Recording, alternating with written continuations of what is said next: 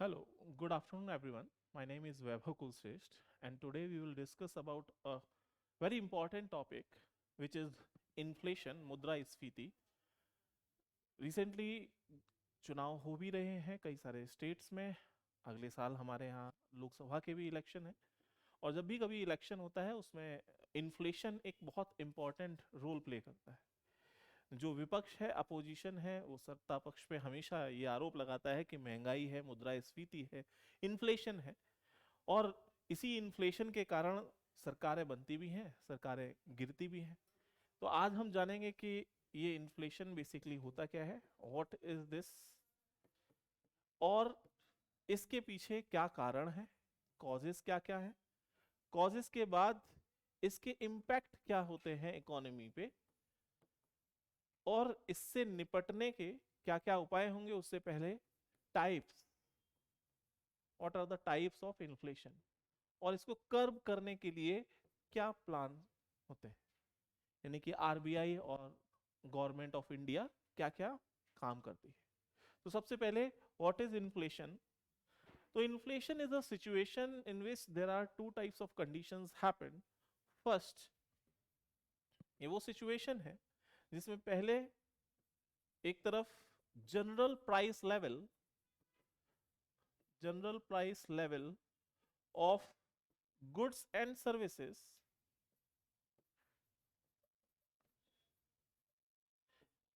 ये इंक्रीज हो जाए. दूसरी कंडीशन है purchasing power, purchasing power of money it falls, ये कम हो जाए. ये दोनों ही कंडीशन जब होगी या इनमें से कोई भी एक कंडीशन दिखाई दे रही है तो उसे हम कहेंगे इन्फ्लेशन, मुद्रास्फीति. General price level of goods and services, जैसे अभी रिसेंटली टोमेटो एंड ऑनियन में आपने देखा कि उसके प्राइस तेजी से काफी बढ़ गए थे. पेट्रोल सिलेंडर, इन सब के दाम बढ़ जाते हैं. ये जो प्राइस राइज हो रहा है, प्राइस हाइक हो रहा है सडनली, वो क्या दिखाई दे रहा है, दिस इज कॉल्ड इन्फ्लेशन, मुद्रास्फीति. वहीं दूसरी तरफ परचेसिंग पावर ऑफ मनी, वो अगर कम हो जाए, ये कॉन्सेप्ट क्या कहता है. सपोज आज आपके पास एक 100 रुपीज का नोट है, ये आपके पास एक सिंगल नोट है, और मान लीजिए इस 100 रुपीज से आज की डेट में, प्रेजेंट डेट में, आप 1 kg कोई भी आइटम, सपोज शुगर आपने परचेज करी, 1 किलोग्राम शुगर आ जाती है. तो इस 100 रुपीज के नोट की परचेजिंग पावर कितनी है, 1 किलोग्राम शुगर को खरीदने की. लेकिन कल इसके दाम बढ़ जाते हैं, प्राइस राइज हो गया, तो अब ये प्राइस इसके बढ़ गए, तो 1 किलोग्राम शुगर के दाम अब हो गए हैं suppose 110 rupees. It means next day जो अब इसकी परचेजिंग पावर है वो कम हो चुकी है. आज के टाइम में आज आपको 110 रुपए लाने पड़ेंगे for purchasing this 1 kg sugar. It means क्या हुआ, इस 100 रुपए के नोट की परचेजिंग पावर कम हो गई. यही ये पीछे बात की जा रही, purchasing power of money it would fall, और general price level of goods and services it will increase. in these conditions we can say there is inflation in the economy. Simple. अब इसके पीछे क्या कारण है, कॉज क्या है भाई. कॉजेज हैं दो चीजों के, दो ही फैक्टर हैं मार्केट के, demand and supply. There are two main factors of market, और यही यहां पर वर्क करने वाले हैं. और ये कैसे काम करने वाला है, if demand would be high और सप्लाई वुड बी लो, या तो डिमांड बढ़ जाए, जो डिमांड बढ़ाने वाले फैक्टर्स हैं उनको हम क्या कह देंगे, डिमांड पुल फैक्टर्स.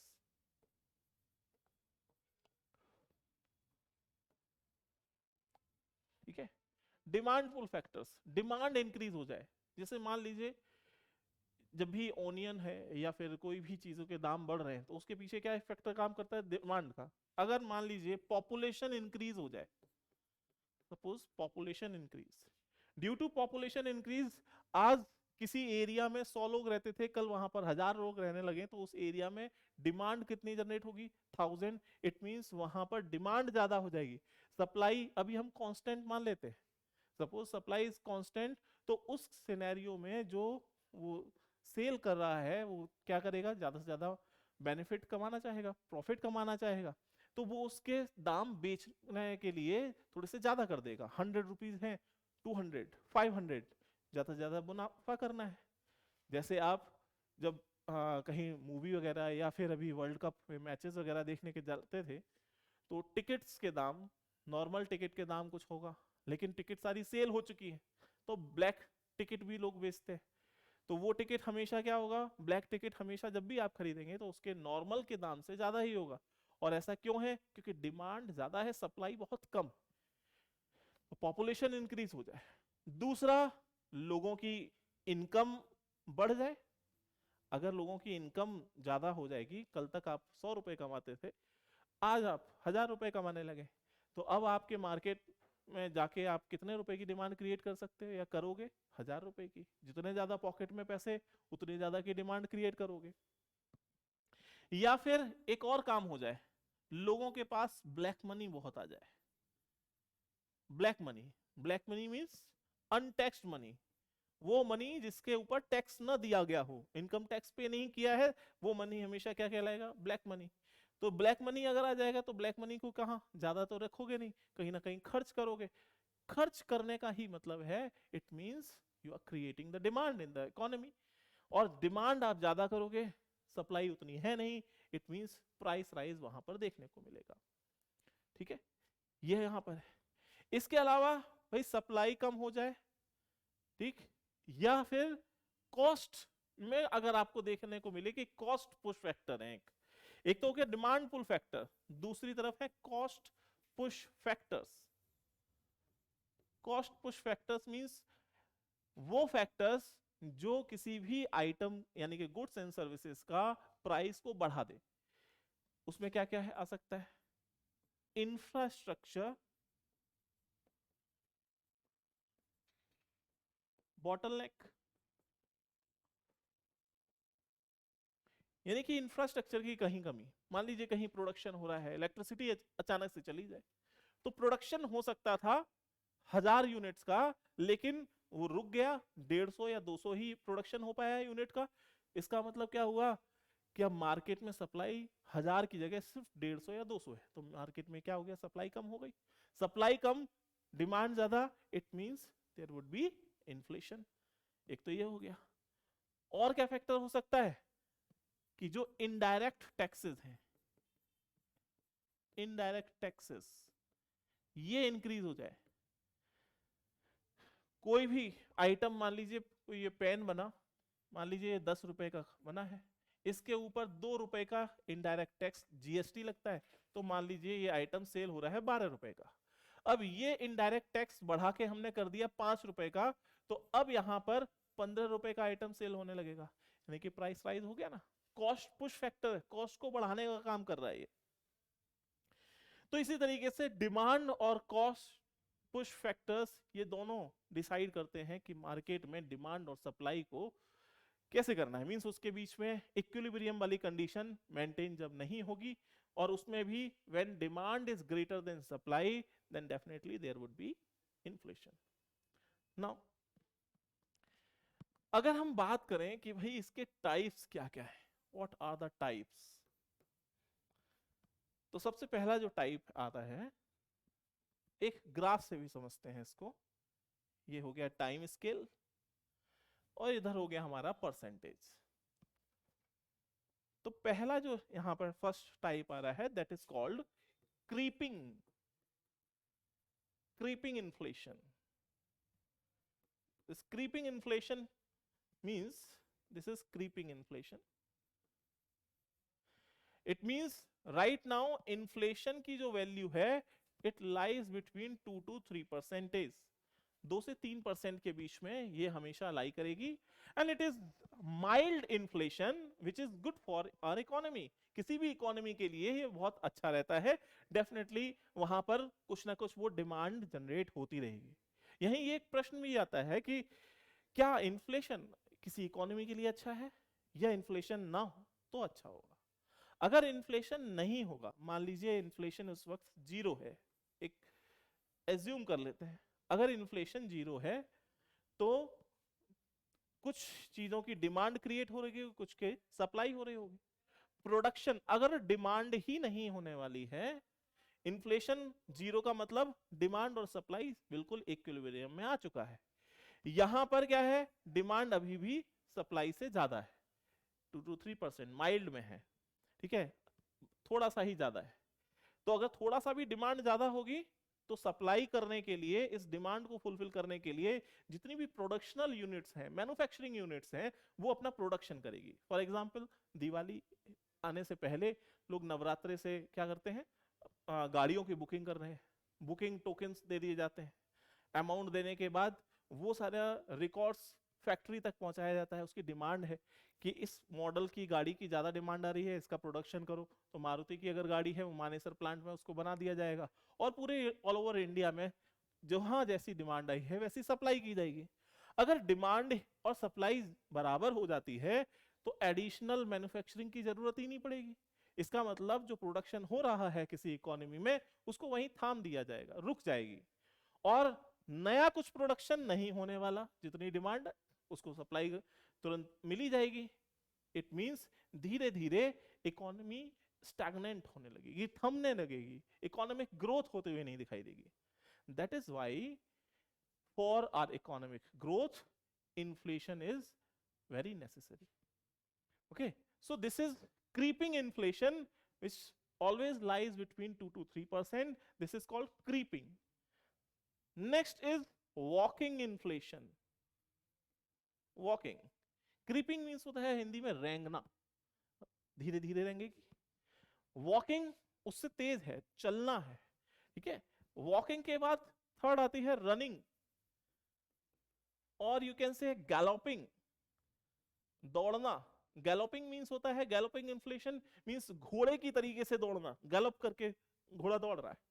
और लास्ट एक और होती है जिसको कहते हैं hyper inflation. Hyper inflation which is also known as run away inflation. तो वॉकिंग इन्फ्लेशन क्या है? वॉकिंग इन्फ्लेशन में जो इन्फ्लेशन है ये मान के चलिए कि भाई 3% से लेके 10% के बीच में आप इसको मान के चलिए। आइडियली 3 to 4% है, 3 to 4%, तब तक तो ये वॉकिंग है। ज्यादा ज्यादा ये 6% तक चला जाए वॉकिंग है। लेकिन जैसे ही ये आगे निकलने की कोशिश करेगा, तो जैसे आप सुबह टहलने के लिए निकलते हैं, मॉर्निंग वॉक स्टार्ट कर रहे हैं, दौड़ने की भी सोच रहे हैं कि रनिंग करे जाए, थोड़ा सा फिट हो जाएंगे, तो वॉकिंग से एकदम से रनिंग नहीं कर सकते। आप उसमें क्या करोगे, जॉगिंग करोगे। मींस वो जॉगिंग वाला अप्रोच 6 से 10% के बीच में आ जाएगा। इस पूरे बैंड को, 3 से 10% के बैंड को हम यहाँ वॉकिंग में कंसीडर करते हुए चलते हैं। जैसे ही हम रनिंग और गैलोपिंग पे आते हैं, रनिंग का मतलब है greater than 10%, greater than 10% and less than 50%। जो इन्फ्लेशन का परसेंटेज है ये greater than and equal to 10% हो चुका है, दौड़ने लगी है। गैलोपिंग मींस बहुत तेजी से घोड़े की तरीके से दौड़ने लगी है, और ये 50% से कम है। Till then inflation is called running और गैलोपिंग इन्फ्लेशन। ऐसी अवस्था में जो मनी की वैल्यू है वो बहुत तेजी से डिक्लाइन होती है, यानी कि वो 100 रुपए का नोट बहुत तेजी से अपनी परचेजिंग पावर को खोने लगेगा। जितने लोगों की फिक्स्ड इनकम है, उनकी आमदनी जो मान लीजिए किसी को 100 रुपए ही मिल रहे हैं, धीरे धीरे तुरंत जैसे जैसे ये इन्फ्लेशन बढ़ती जाएगी उसकी परचेजिंग पावर घटती चली जाएगी बहुत तेजी से, वो लोग लॉस में आ जाएंगे। ऐसी इकोनॉमी के जो बिजनेसेस हैं वो धीरे धीरे सब तबाह हो जाते हैं। जितने फॉरेन इन्वेस्टर हैं अपना पैसा लेके वहां से भागने लगेंगे। नतीजा, वो नेशन अपनी क्रेडिबिलिटी खो देगा, कोई इन्वेस्टर वहां इन्वेस्ट नहीं करेगा। जो वहां का हेड ऑफ द स्टेट होगा, प्रेसिडेंट या फिर प्राइम मिनिस्टर, वो अपनी क्रेडिबिलिटी खो देगा। धीरे धीरे ये इकोनॉमी शट होने की तरफ आ जाएगी। लास्ट आती है hyper inflation. It means more than 50%, greater than 50% inflation rate है। It is very rare. और during American civil war, during first world war, Germany में 1920s में हाइपर इन्फ्लेशन देखने को मिला।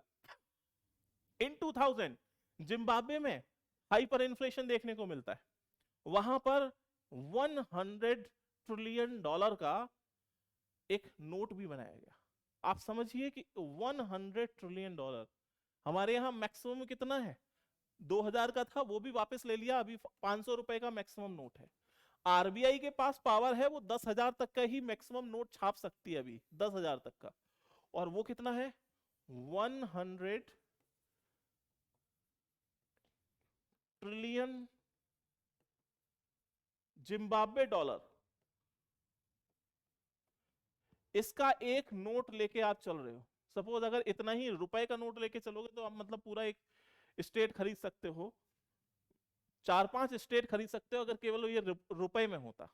तो एक नोट की तो ये क्षमता नहीं है। इसका मतलब इतना बड़ा नोट निकाला गया है, इसका मतलब डेफिनेटली इसकी जो परचेजिंग पावर है रियल में बहुत कम है। ये नतीजा होता है हाइपर इन्फ्लेशन का। So these are 4 important types. इसके अलावा कुछ और भी वोकेब है, जैसे एक टर्म आता है which is called stagflation. Stagflation, stagflation means economic growth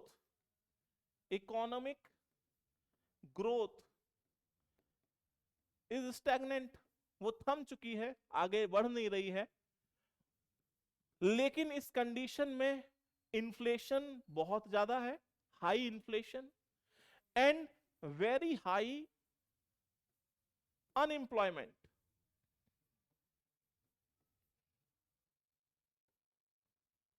inflation बहुत ज्यादा है। इन्फ्लेशन ज्यादा का मतलब क्या हो रहा है? Demand is greater than supply. और आप चाहते हो अगर इस इन्फ्लेशन को काउंटर करना, तो क्या करोगे? डिमांड कम करोगे। डिमांड अगर कम कर दी, डिमांड को घटाने की कोशिश करोगे, सप्लाई को बढ़ाने की कोशिश करोगे। सप्लाई अगर बढ़ाओगे, यहां क्या है? अनएम्प्लॉयमेंट है। आप लोगों को, अनएम्प्लॉयड लोगों को काम देने लगोगे तो उनको सैलरी मिलेगी, सैलरी मिलेगी, वो डिमांड और क्रिएट करेंगे। इट मींस वो और ज्यादा इन्फ्लेशन को बढ़ा देंगे। एक बहुत फंसी हुई कंडीशन होगी और इकोनॉमिक ग्रोथ आगे बढ़ नहीं रही because it is stagnant. That is called stagflation. एक ये टर्मिनोलॉजी है। इसके अलावा एक ग्राफ है, उससे समझते हैं। कोई भी यहां पर दाम है या फिर मान लीजिए प्राइस राइज है, इन्फ्लेशन रेट है, दाम कुछ इस तरीके से साइनोसॉइडल कर्व के हिसाब से चलता है। अगर यहां पर परसेंटेज ये इंक्रीज हो रही है, इन्फ्लेशन रेट इंक्रीज हो रहा है, तो इस जगह तो इसको बोलेंगे हम इन्फ्लेशन। कल 2% था, फिर 5% हुआ, फिर 10% हुआ, this is called inflation. Inflation के बाद टेम्परेरीली अगर इन्फ्लेशन रेट स्लो डाउन होता है, दैट इज कॉल्ड डिसइन्फ्लेशन। यहां क्या है? 10%, फिर 5%, 2%, स्लो डाउन हो रही है अभी इन्फ्लेशन। लेकिन जब ये इन्फ्लेशन नेगेटिव टर्म्स में जाती है, यानी कि इन्फ्लेशन का जस्ट अपोजिट, इन्फ्लेशन में क्या था? Demand is greater than supply, while in deflation demand is less than supply. Just opposite condition हो जाएगा। वहां प्राइस राइज हो रहा है, यहां प्राइस फॉल होगा। It means this condition is called deflation. This is deflation. और ये दोबारा से रीगेन होना स्टार्ट होगी। यहां पर निगेटिव से ये पॉजिटिव साइड में जाना स्टार्ट होगी, लेकिन अभी भी ये जीरो से नीचे है, पॉजिटिव से कम है, तो यहां पर इसको हम बोलेंगे रीफ्लेशन। ये अलग अलग टर्मिनोलॉजी है जो हम यहां पर यूज करते हैं। चलिए, बात तो ये हो गई है कि टाइप्स हो चुके हैं। अगर हम ये बात करें कि ये जो इन्फ्लेशन है, इस इन्फ्लेशन को कर्व करने के लिए आरबीआई भी कुछ स्टेप उठाता है, गवर्नमेंट ऑफ इंडिया भी कुछ स्टेप उठाती है। तो ये क्या काम करती होगी? अभी आपने ये देखा कि क्रीपिंग, वॉकिंग, रनिंग, गैलोपिंग और hyper inflation, these are the types of inflation जिसमें अलग अलग इन्फ्लेशन रेट आपको देखने को मिलता है। तो हमारी किसी भी इकोनॉमी के लिए आइडियली कितना एक इन्फ्लेशन रेट होना चाहिए? आरबीआई ने अपनी मॉनेटरी पॉलिसी में, मॉनेटरी पॉलिसी ऑफ आरबीआई, उसमें अपनी इस पॉलिसी को पिन करके रखा है सीपीआई के एक बैंड पे, यानी कि कंज्यूमर प्राइस इंडेक्स जो इन्फ्लेशन है उस पे, और ये है 4% प्लस माइनस 2%। यानी कि अगर 4 प्लस 2 लेते हैं तो ये 6% आता है, और अगर आप 4 माइनस 2 लेते हैं इट इज 2%। यानी कि आइडियली हमारे यहाँ 2% से लेके 6% के बीच में कहीं इन्फ्लेशन को होना चाहिए। ये इन्फ्लेशन की एक रेंज है जिसको अपना एक टारगेट बना रखा है आरबीआई ने मॉनेटरी पॉलिसी में।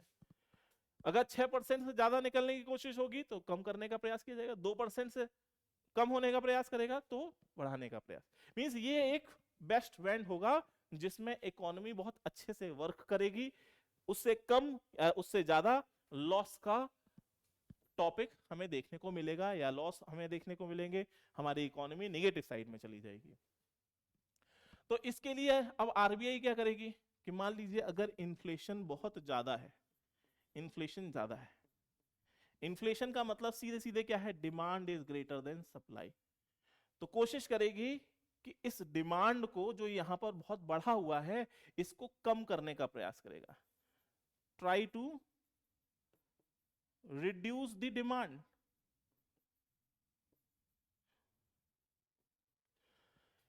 इन्फ्लेशन को काउंटर करना है, then RBI will try to reduce the demand, और how it will reduce the demand? Loan जो आज सस्ते मिल रहे हैं, लोन का जो इंटरेस्ट रेट है वो और बढ़ा दिया जाएगा। आज लोन मिल रहा है मान लीजिए 10% पे, तो 10% पे किसी ने लोन लिया हुआ है, अब इसको बढ़ा दिया जाएगा 15%, 20%, 25%। जितना ज्यादा हाई इंटरेस्ट होगा उतनी ज्यादा ईएमआई होगी, उतनी जितनी ज्यादा ईएमआई लोग उतना ही कम प्रेफर करेंगे लोन लेना। यानी कि क्या किया, हमारी पॉकेट में पड़े हुए मनी को सीमित कर दिया, लिमिटेड कर दिया। तो ये हो गया यहाँ पर इन्फ्लेशन को काउंटर करने का तरीका। अब इसके पास मॉनेटरी पॉलिसी कमेटी, जो हम बैंकिंग में पढ़ते हैं, वहां पे ओपन मार्केट ऑपरेशंस है, CRR, SLR, repo rate, reverse repo rate, ये सभी चीजों को वो बैलेंस करके या रेगुलेटर की तरीके से यूज कर सकती है। दूसरी तरफ अगर इसका जस्ट अपोजिट है, यानी कि मान लीजिए डिफ्लेशन वाली कंडीशन आ गई है, इन्फ्लेशन नहीं है, प्राइस डाउन हो रहे हैं, यानी कि इस कंडीशन में क्या है, demand is smaller than supply, तो बैंक विल क्या करेगी, bank will try to increase the demand, it will try to increase the demand, ये डिमांड को बढ़ाने की कोशिश करेगी। अब क्या होगा, लोन 10% में मिल रहा है तो अब ये 5% पे कर दिया जाएगा, लोगों को बढ़ावा दिया जाएगा, तुम खूब सारा लोन लो, लोन लेने के बाद खूब सारी खरीदारी करो, क्योंकि जैसे ही पैसा आता है वैसे ही शॉपिंग करने का मन करता है, जितना ज्यादा शॉपिंग उतनी ज्यादा डिमांड, जितना ज्यादा पैसे उतनी ज्यादा डिमांड, तो डिफ्लेशन को काउंटर बैलेंस कर दिया जाएगा। आरबीआई के पास ये वो टूल है मॉनेटरी पॉलिसी जिसके थ्रू वो इन्फ्लेशन को काउंटर करती है। वहीं दूसरी तरफ अगर हम गवर्नमेंट ऑफ इंडिया की बात करें, then there are some fiscal policies, और उस फिस्कल पॉलिसी में क्या होगा, गवर्नमेंट डायरेक्ट टैक्स को बढ़ा दे।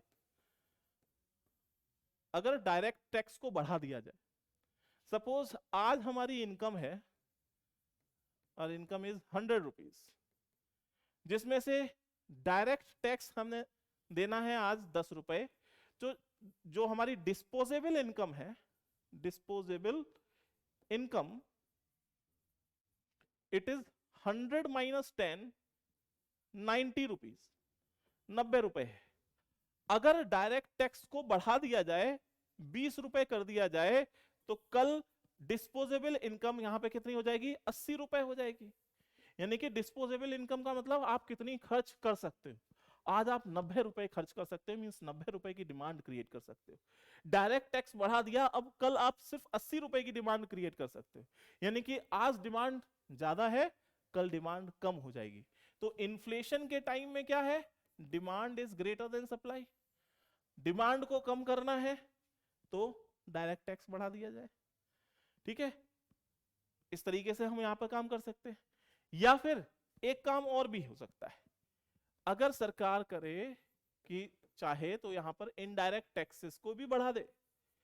इनडायरेक्ट टैक्सेस अगर बढ़ा दिए तो मैंने अभी आपको एक एग्जांपल दिया था, एक पेन है जिसको बनाने में 10 रुपए लगे और सरकार ने उसके ऊपर 2 रुपए का टैक्स लगा दिया। 2 रुपए टैक्स है, इनडायरेक्ट टैक्स है, जीएसटी है, तो 12 रुपए का सेल हो रहा था। अब सरकार ने जीएसटी और बढ़ा दिया तो अब ये 15 रुपए का हो गया। कोई भी चीज कॉस्टली हो जाएगी तो हम कॉस्टली चीज क्यों खरीदेंगे, नहीं खरीदने वाले। इट मींस अगर आपने यहां पर या सरकार ने इनडायरेक्ट टैक्सेस बढ़ाए तो क्या होगा, लोग डिमांड कम क्रिएट करेंगे। ठीक है, डिमांड क्रिएशन क्या हो जाएगा, कम हो जाएगा। सरकार इस तरीके से काम कर सकती है। ठीक है, सरकार गवर्नमेंट एक्सपेंडिचर करती है। गवर्नमेंट एक्सपेंडिचर, अगर गवर्नमेंट एक्सपेंडिचर बहुत ज्यादा कर देगी तो क्या होगा, लोगों के पास वो पैसा फिल्टर होके आएगा ही, ट्रिकल डाउन थ्योरी के तहत। हमारे पॉकेट में जैसे ही पैसा आया हमने उसे खर्च किया, मार्केट में डिमांड इंक्रीज हो जाएगी, और जहां डिमांड इंक्रीज होगी वहीं पर क्या देखने को मिलेगा, इन्फ्लेशन देखने को मिलेगा। और अगर गवर्नमेंट कम खर्च करने वाली है, लोगों के पास पैसा कम जाएगा, तो डिमांड भी कम हो जाएगी। यानी कि ये वो तरीके हैं जिनसे सरकार इन्फ्लेशन को काउंटर बैलेंस कर सकती है।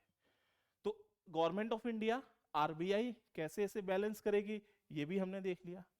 अब हम बात करते हैं कि भाई इसके इंपैक्ट क्या क्या है या इफेक्ट क्या क्या है। सिंपल सी ये बात।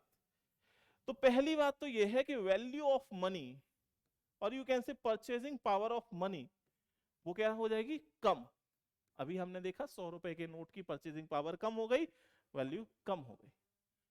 दूसरी चीज, अगर हम यहां देखें लेंडर और बोरोवर, दो लोग हैं। लेंडर कौन होते हैं, जो मनी लैंड करा रहे हैं, जैसे बैंक वगैरह हैं, एसबीआई एटसेट्रा, बैंक से लोन मिल जाता है। बोरोवर हम लोग हैं, हम लोगों ने लोन लिया हुआ है। मान लीजिए इन्होंने लोन दिया, आज 100 रुपए का लोन दिया, कल इस इन्फ्लेशन है ही, due to inflation purchasing power of 100 rupees जो आज की डेट में है वो कल नहीं रहेगा। नतीजा, जो लेंडर होंगे ये हमेशा लॉस में होंगे। इन्फ्लेशन से कभी भी लेंडर को फायदा नहीं होगा, लेकिन बोरोवर कल उसने जो आज मान लीजिए 100 रुपए का जो लोन यहां से लिया था, परचेजिंग पावर तो ली 100 रुपए की, ठीक है, लेकिन जब ये वापस करेगा वो 100 रुपए, आज से 1 साल के बाद या 2 साल के बाद, मान लीजिए 6% की इन्फ्लेशन है, ठीक है, आज जो परचेजिंग पावर है वो 100 रुपीज है। 1 साल के बाद उस 100 रुपए की जो परचेजिंग पावर है वो 6% इन्फ्लेशन के कारण कम रह जाएगी, यानी कि उसकी परचेजिंग पावर कितनी रह जाएगी, सिर्फ 94 रुपीज। ये लेंडर बैंक भी हो सकता है, आपके दोस्त, आपके रिश्तेदार, कोई भी हो सकता है।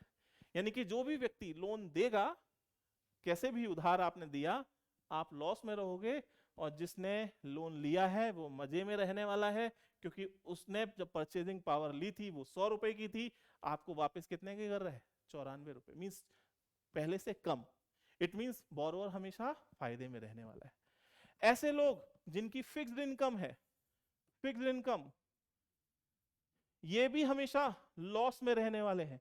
क्यों, क्योंकि आज मान लीजिए 100 रुपए की इनकम है, अब परचेजिंग पावर कम हुई, मिल तो वही 100 रुपए का नोट रहा है, लेकिन उसकी परचेजिंग पावर है कम, इस कारण से इनको भी लॉस होने वाला है। ठीक है, तो ऐसे कई सारे इंपैक्ट हमको देखने को मिलते हैं। और इसका अगर हम बड़े डायमेंशन में जाते हैं तो जो पुअर है उनको बहुत ज्यादा दिक्कत होने वाली, बड़ी मुश्किल से 50 या 30 या 40-50 रुपए वो इकट्ठे कर पाते हैं, लेकिन वो चीज हो गई कॉस्टली, अब वो एफर्ट नहीं कर सकते, यानी कि जो पॉवर्टी लाइन वाला कॉन्सेप्ट बनाया हुआ था वो भी बेकार हो जाएगा। अनएम्प्लॉयमेंट, अनएम्प्लॉयड लोग, पॉवर्टी लोग, या पॉवर्टी की डेफिनेशन क्या है? Lack of financial resources. Money ही तो नहीं था, और मनी के साथ दिक्कत क्या हो गई? इन्फ्लेशन ने उसको लगा दिए पर, और वो उड़ गया, और जो उड़ गया तो उसके बाद हाथ में तो पैसा वैसे भी नहीं था, और वैसे भी अब नहीं है। यानी कि अनएम्प्लॉयड लोगों के सामने भी वही चैलेंजेस रहने वाले हैं जो पुअर लोगों के सामने है। तो कुल मिला के ये एक छोटा सा इन्फ्लेशन का टॉपिक है। Thank you.